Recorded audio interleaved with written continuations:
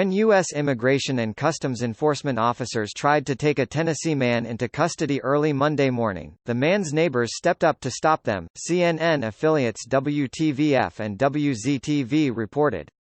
An ICE vehicle had followed the man's van, trying to pull it over, and then blocked it in when the van driver pulled up to a house in Hermitage, near Nashville, the affiliates said.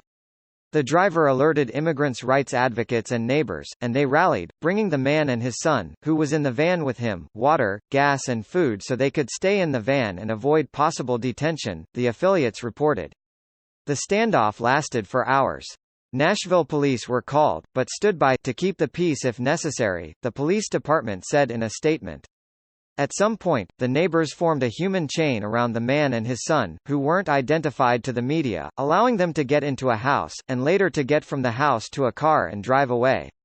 I was real scared about what was going on, said neighbor Feliciaday Young in an interview posted on Facebook by CNN affiliate WZTV. It put a lot of fear in me, because it could be me, it could be my family. It could be anybody. It could be your neighbors, just like it was my neighbor today. Young said she had known the family for 14 years.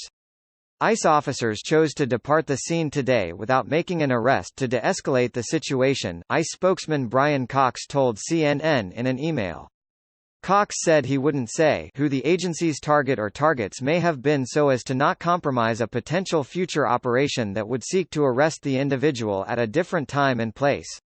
The ICE agents had an administrative warrant, WTVF reported.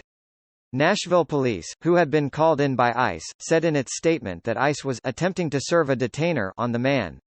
Advocates argue that ICE warrants aren't the same as the warrants other law enforcement agencies get judges to approve in court, because they aren't reviewed by an independent body and don't give agents authority to conduct searches inside homes or vehicles without consent.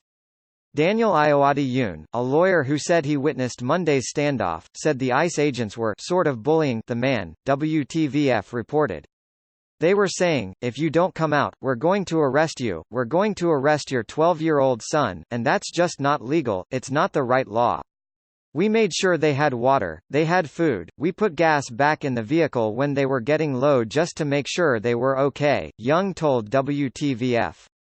This isn't the first time advocates have tried to block ICE from detaining and potentially deporting someone. Results of such efforts have been mixed.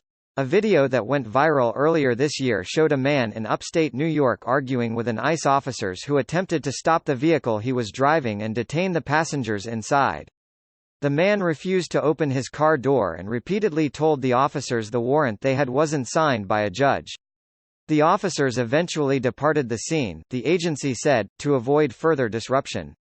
Last year, advocates in North Carolina surrounded an ICE van in North Carolina in an attempt to block the deportation of an undocumented immigrant who'd been living in sanctuary in a local church.